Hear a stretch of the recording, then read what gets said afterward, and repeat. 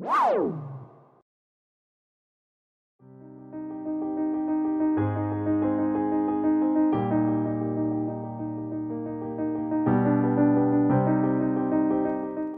hari pada awal tahun 1945, di Tiongkok terlihat ada seorang pria asal Jepang bernama Hatao sedang menghadiri pesta pernikahan. Dia datang bersama istrinya yang bernama Mojimi serta 4 anaknya. Hatao ini adalah anggota militer Jepang yang bertugas sebagai penerjemah. Selama makan, Hatao merasa sangat bersyukur masih bisa makan enak di saat dunia sekarang sedang dalam masa peperangan. Malamnya ketika anak-anak tidur, karena khawatir dengan keselamatan keluarganya, Hatao menyuruh Mojimi membawa anak-anak pulang ke Jepang besok paginya. Ia takut Uni Soviet menyerang wilayah ini. Awalnya Mojimi menolak, apapun situasinya, mereka sekeluarga harus tetap bersama-sama. Namun setelah Hatao terus memohon, akhirnya Mojimi menurut. Di tengah obrolan, ketakutan Hatao benar-benar terjadi. Tiba-tiba pasukan Uni Soviet menyerang.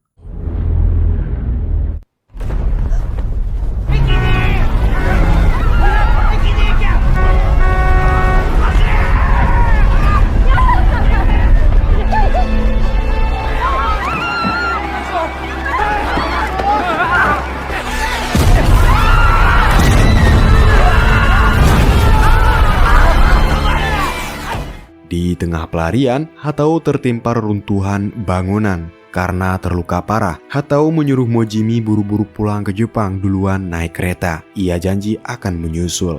Mendengar itu, meski khawatir, tapi Mojimi memilih percaya pasti suaminya akan menepati janji. Sambil menangis, Mojimi pergi membawa anak-anak. Sayangnya malam itu, Hatao tertangkap tentara Uni Soviet.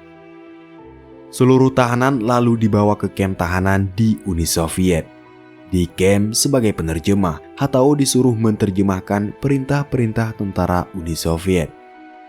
Hari demi hari, para tahanan dipaksa bekerja berat dan cuma diberi makan sekali setiap harinya. Meski menderita, tapi tak ada yang bisa melawan. Pilihannya hanya tunduk atau mati.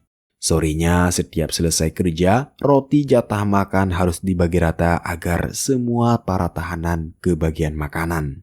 Bulan demi bulan berlalu, mereka terus dipaksa bekerja sekeras mungkin. Bahkan ketika suhu mencapai minus 40 derajat Celcius, mereka harus tetap bekerja tanpa henti. Banyak tentara Jepang yang akhirnya meninggal akibat tak kuat menahan penderitaan. Siang itu saat sedang mengubur mayat, Hatao mencoba menyemangati rekan-rekannya yang terlihat mulai putus asa. Hatao berkata, dia percaya suatu saat nanti hari kepulangan pasti akan tiba dan mereka semua akan bisa berkumpul lagi dengan keluarga tercintanya. Mendengar ucapan itu, rekan-rekan pun kembali bersemangat. Namun sorenya karena sudah tak kuat, salah satu tentara muda nekat kabur.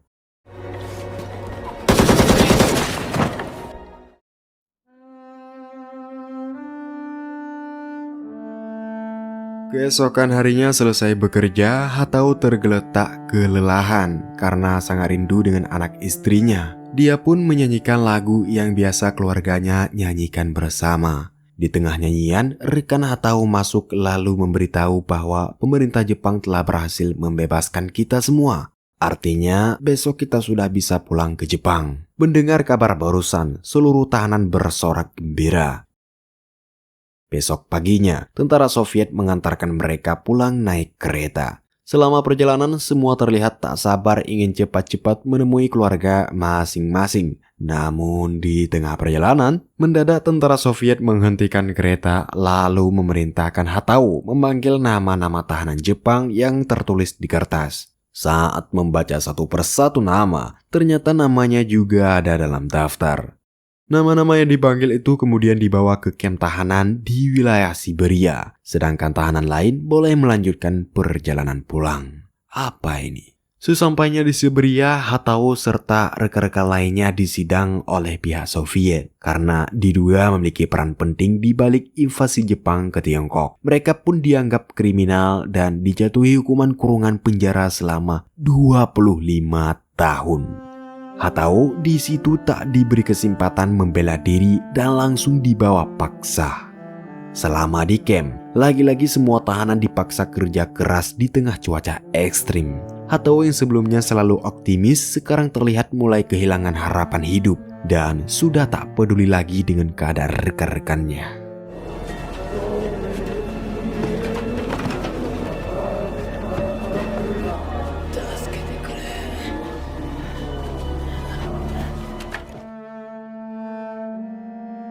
Di sisi lain, setelah 48 jam menempuh perjalanan panjang, rekan-rekan Hatao yang dibebaskan Uni Soviet akhirnya sampai di pelabuhan Jepang. Mereka pun disambut keluarga masing-masing.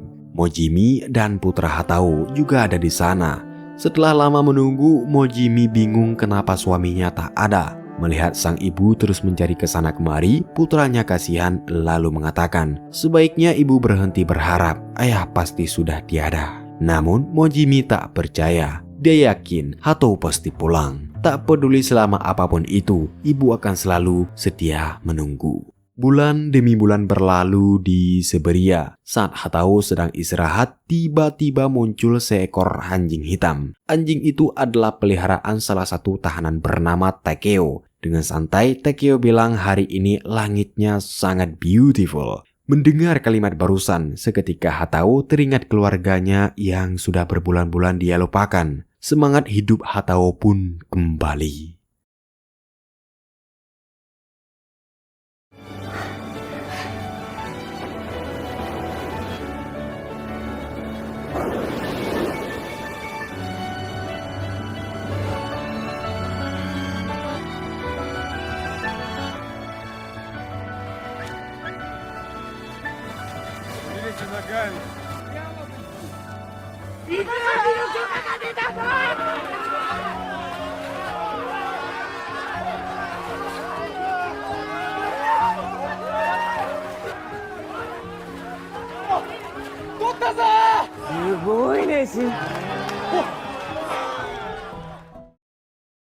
Dua tahun kemudian, suatu siang waktu melihat rekannya yang bernama Hara sedang murung, Hatao inisiatif mengajaknya main kasti. Sayangnya Hara tak tertarik. Pas lihat ada bola kasti, malah tahanan-tahanan lain yang main.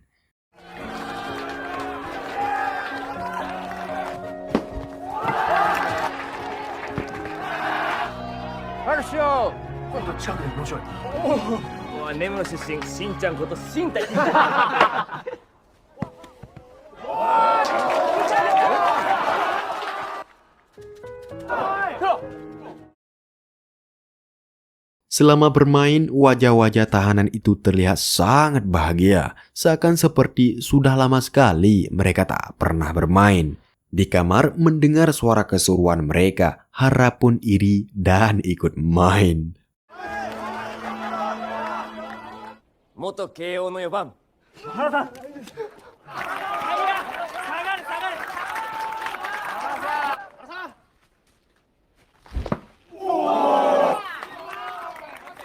Hara-san.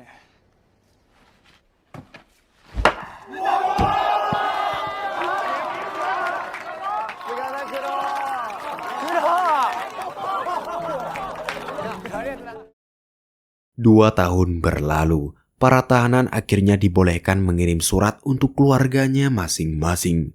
Dengan hati gembira, mereka pun mulai menulis. Hatao di situ mencurahkan seluruh perasaannya. Dia menulis puisi rindu buat istri dan anaknya. Dia ingin sekali bertemu. Pasti ada banyak hal yang telah dia lewatkan. Dia ingin tahu bagaimana kabar istri tercintanya. Apa anak-anak sehat? Apa mereka sudah tumbuh besar? Dan masih banyak pertanyaan lainnya. Namun selesai menulis, mendadak Hatao batuk-batuk parah.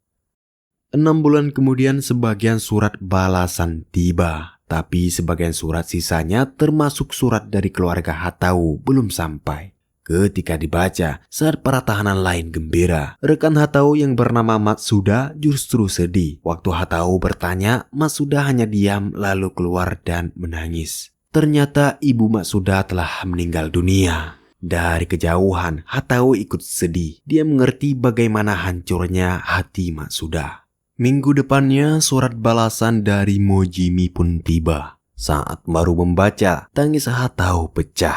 Hatinya begitu lega setelah bertahun-tahun terpisah. Akhirnya dia bisa tahu kabar keluarganya. Berbeda dengan Hatao, ada salah satu tahanan bernama Aizawa syok sampai ia ingin berbuat nekat. Beruntung Hatao berhasil menghentikannya waktu tahu kalau istri dan anak Aizawa tewas akibat perang. Hatao terus berusaha menenangkan, tapi tiba-tiba telinga Hatao terasa sangat sakit. Saking sakitnya dia pingsan.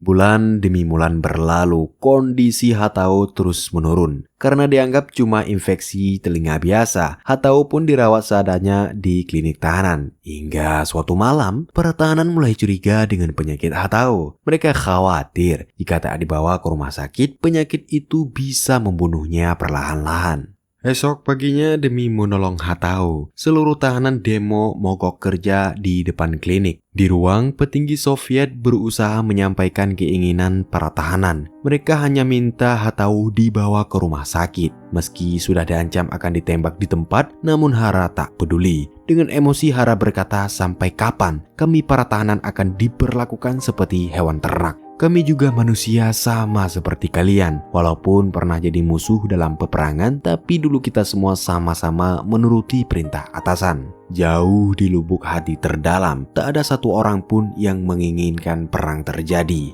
Mendengar itu, petinggi Soviet terdiam.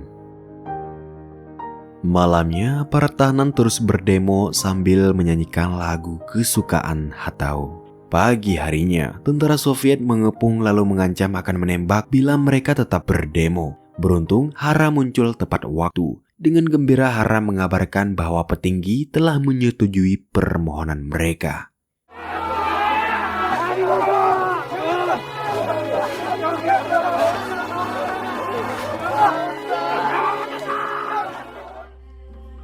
Dua minggu kemudian, setelah keadaan membaik, Hatao dipulangkan dari rumah sakit. Malamnya, Aizawa datang menjenguk. Sambil terbaring lemas, Hatao memberitahu kalau dia menderita kanker tenggorokan stadium akhir. Kata dokter, hidupnya tinggal tersisa 3 bulan lagi. Aizawa pun syok. Ia hanya bisa menahan tangis dan berusaha menguatkan Hatao, sama seperti yang selama ini selalu Hatao lakukan pada rekan-rekan tahanan lain. Di kamar tahanan, Hara, Masuda, Takeo, serta Aizawa berkumpul dan berdiskusi tentang penyakit Hatao. Karena hidup rekan mereka itu tak akan lama lagi, Hara berencana memintanya menulis surat wasiat. Meski terdengar jahat, tapi di sisa waktunya hanya ini yang bisa mereka lakukan untuk Hatao. Besoknya Hara datang menjenguk. Dengan berat hati, Hara meminta Hatao menulis surat wasiat. Ia janji, apapun yang terjadi, dia akan memastikan suratnya sampai ke Mojimi. Hatao pun menurut seakan sudah mengerti maksud Hara. Beberapa hari kemudian, setelah menulis surat wasiat, ia menyerahkannya pada Hara. Sebelum pergi, ia berpesan saat bertemu Mojimi nanti, tolong berikanlah surat itu dengan senyuman. Mendengar pesan Hatao, hati Hara terasa perih. Malamnya di kamar, karena takut surat wasiatnya diambil tentara Soviet, Hara terpaksa menyobek suratnya jadi 4 lembar. 1 lembar dia pegang, 3 lembar sisanya dibagikan ke Takeo, Aizawa, dan Matsuda. Untuk berjaga-jaga, Takeo menyuruh mereka semua menghafal isi suratnya. Dengan begitu, meski nanti suratnya disita pihak Soviet, mereka masih bisa menulis ulang.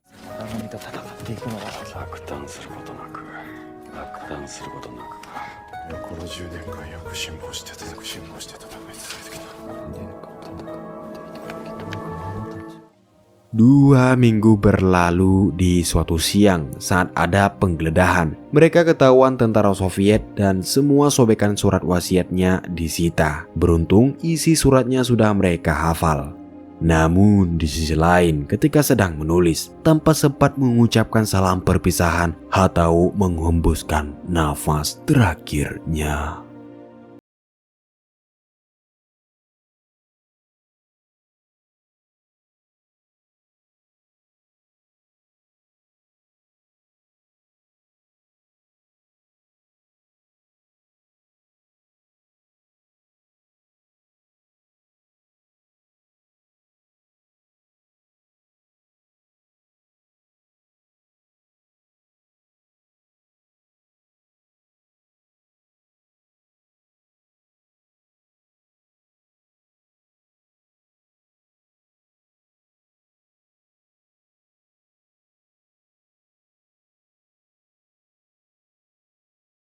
Di Jepang, saat didapat kabar kalau Hatao baru aja meninggal dunia, Mojimi menangis sejadi-jadinya. 1 tahun kemudian, setelah melewati proses panjang, akhirnya pemerintah Jepang berhasil membebaskan tahanan perang. Seluruh tahanan pun pulang dengan gembira. Kuroda!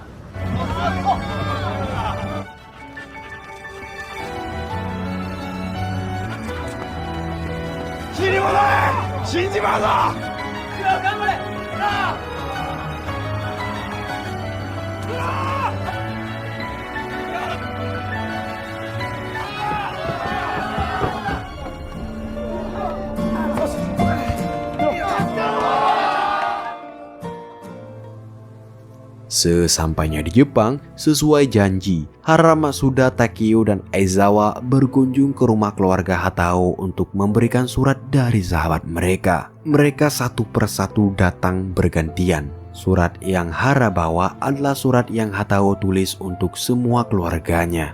Waktu giliran Matsuda, dia menyampaikan surat untuk ibu Hatao. Tak lama setelah Matsuda pergi, Takeo pun membawa surat untuk anak-anak. Hingga ketika giliran Aizawa memberikan surat terakhir, surat Mojimi. Dalam surat itu, Hatao menulis dia minta maaf sudah jadi suami pembohong karena tak bisa menepati janjinya untuk pulang. Selama ini, dia sangat rindu dan ingin sekali bertemu. Namun sayang, tak hanya terpisah oleh jarak, takdir juga memisahkan cinta mereka berdua. Hatao mohon jangan sedih, tolong tetaplah hidup bahagia meski menjanda.